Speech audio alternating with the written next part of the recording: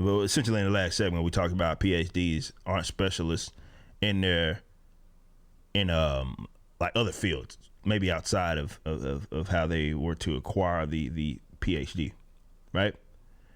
But I have an example here of someone who is a PhD candidate and what she deemed as a card-carrying epidemiologist who is literally using, her clout in that position to spread objective falsehoods.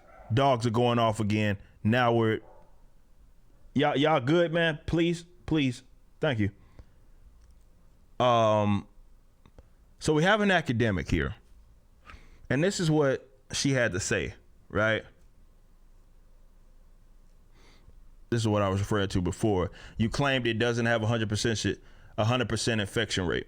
Now, let's talk about COVID. I'm gonna explain all of this to you guys here in a minute. Just keep in mind, this is what this person said. She says, please cite your evidence. Don't confuse my status as a PhD candidate with a lack of credentials. I'm a card-carrying epidemiologist, and I have a degree in nursing. I'm not 25. Okay, so remember that. All right, card-carrying PhD candidate, card-carrying epidemiologist that has a degree in nursing. Okay, and this is the ideas that her and her colleague are perpetuating. I'm going to show you right here because this is what I responded to. The first comment, wish that other person also, this person, master public health, whatever, says, you guys realize a 99% survival rate is still 3 million people in this country alone not surviving, right? Besides, it's higher than that in the U.S. First of all, both statements are rooted in falsehoods. Keep in mind, this is a person who is supposedly understanding in terms of public health, which I hate that term, by the way. And then you have the other chick who is co-signing because they were upset at what I said, who is a PhD candidate and just told you that she's a card-carrying epidemiologist. Okay. Now, I shouldn't have to tell them when it comes to fundamental virology or anything. And there's nothing that I would hope this is the case, that I can tell them in regard to their own field. They should be putting me on game, not the other way around. But I think they know it. It's just, unfortunately, a lot of people are losing their position to be dishonest. Like we talked about in that one video, or rather segment, where John Hopkins withdrew. No, not the John Hopkins ones. That was a different one. There was another one where it was a study of all of these counties. And they had been claiming that, well, the mask mandates equal less hospitalizations. They had to withdraw the entire study because they were wrong. They were so itching to come to this conclusion that they just quack sort of science. But hey, they got the credentials, right? They're epidemiologists and they get to just say things. But they were so itching to come to these conclusions that it was like they were trying to find that conclusion, irresponsibly published this journal, and it came to be that they were completely incorrect, because in those same counties they saw uptick in hospitalizations after the mask mandates, right? So what I'm talking about, and the reason why I'm mentioning that, is you're seeing the experts use their expertise to try to speak people into these, speak things into existence. Let's say that. And because they are PhD candidates, card-carrying epidemiologists, and they have all of these degrees, they're academics, how can you question that? But what I'm talking about here is regard to, number one, and if you looked at my comment, that's what I said. First, talking about the infection rate. There's zero evidence. There's not any evidence that supports the idea that is 100% infection rate when it comes to COVID-19. The Diamond Princess, I believe that was the name, with that ship. That was like the first, now it wasn't a planned experiment, but it was a big experiment. You had all these guys kind of bunched up in the same sort of area. That in itself disproved this idea. Now we knew that back in March.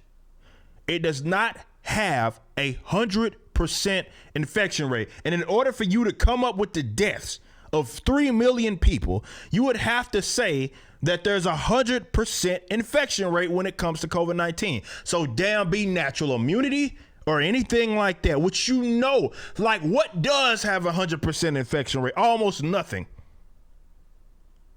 These are experts that are going off of these ideas, but this whole idea, they want to strike fear, because what folks have been saying is that, look, this can kill people, but guys, we're doing all of this for something with a 99% survival rate, over 99% survival rate. Now, the second thing I mentioned is that what evidence does she have that it's higher? Because when she's saying higher, I know she's not meaning higher than 99%, because in that case, she'd probably be incorrect. But I think she's meaning higher in terms of the fatality rate. And I was like, and this is why I said to the Astros, I said, please do not show me confirmed cases versus confirmed deaths. The confirmed fatality rate and the infected fatality rate are two different things. They're not the same, right? You know that this virus has people that will catch it and inevitably not be sick. Meaning they'll never need to go to the hospital or anything like that. That is confirmed. People have antibodies because of that. And a lot of them like, when I didn't remember ever having it, right? So that in itself shows you that, and this is why all those studies, Johnny, and this is a study which has now been peer reviewed, by the way, right? And trying to come up with the infected fatality rate. And the study, every single study that's been done essentially across the world, for the most part, all of these different countries, they've rendered the same results for the most part. With an IFR, infected fatality rate, that is of the, or rather, excuse me, I hope I probably was misspeaking before. I'm talking about the survivability rate of 99%. Meaning the infected fatality rate, you're talking in the 0.0s, bro. Right? So why? Then again, they're wrong, right? This isn't my opinion, right? It doesn't have a 100% effective fatality rate. Now, unless you trying to talk about 3 million people over the course of, 20 years, maybe we can then have a conversation. But this is irresponsible. This is a person that is an expert, and also this other person that's coincide. Like, here you go. You saying she's not qualified to speak on the matters of public health? I don't give a damn about her credentials. What I'm saying is what she's doing. She's using the credentials to say something that is complete scientific.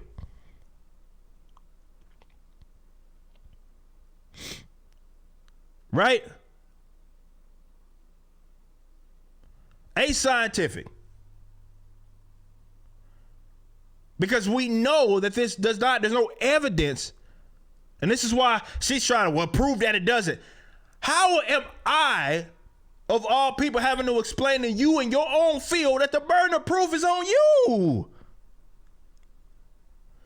The burden of proof is not on me. You make a positive claim talking about the infected fatality rate equals 3 million.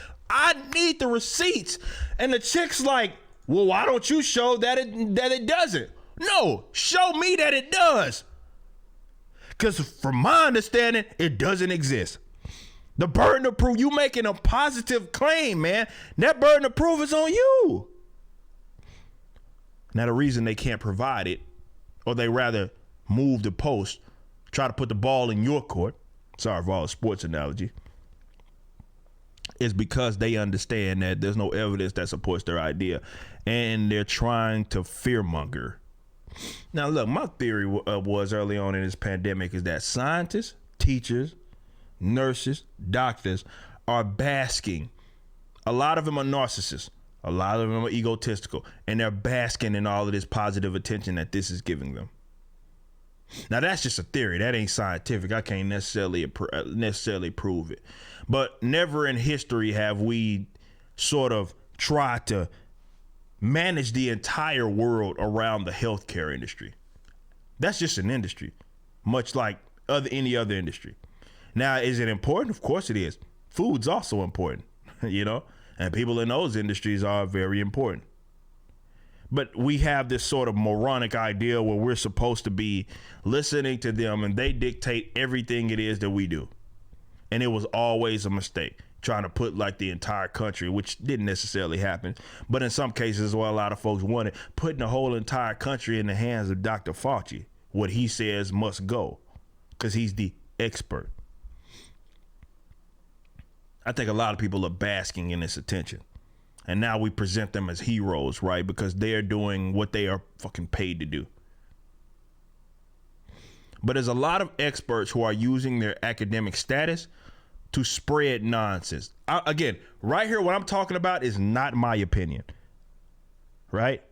If you got the receipts that show that it is 100% infection rate, which is what it would essentially require for us to get to where the entire population, which I do believe that most of us will get it at some point anyway, but the entire population is not only going to get it, 3 million people are going to die in the event that they have. There's no evidence that I've seen that supports this idea. And if they have it, I'd like to see it. But they don't have it, I know, because it doesn't have 100% effective fatality rate. Virtually everywhere that this virus has existed, where it should have spread to everybody, prisons, naval ships, cruise ships, it has not done that. It has not done that. So you have to think to yourself, are these people in on whatever's going on? You know what I'm saying? Because you got folks who are card-carrying epidemiologists saying dumb shit. Let's just say what it is, just saying dumb shit. Or are you saying she's not qualified? I don't care what her qualifications are. I don't. I'm saying that operating as if 99% effective fatality rate would transfer to the entire population, meaning that 3 million people would die because of this. Now, again, if you're talking about over the course of 25 years, maybe we could have that conversation. But that's not it's not what we're talking about. So that means you're saying 99% survivability rate, meaning would transfer to the entire population, meaning that 1% would die, which is what she's saying, 1% would die, meaning 3 million people would be dead. Where is the evidence that supports that? It doesn't exist. And this is why they can't show it. I don't care about your credentials. That shit doesn't impress me. And this is why I've always thought academia it has a lot of quack within it, right? This is why I tell you guys to take your kids out of these schools. But seriously, the fact that people can't separate the conclusion that they want with what the actual science is ascientific. It's ascientific. But they don't care. They're basking in this. And because they have the status, they know that a lot of, more specifically leftists, will question them. And even in the event that you question them, they say, well, you don't care about the science. You don't care about science. You're disregarding science. All of these sorts of other things. Because God forbid that I'm not an idiot. I don't care about your credentials. That was irresponsible.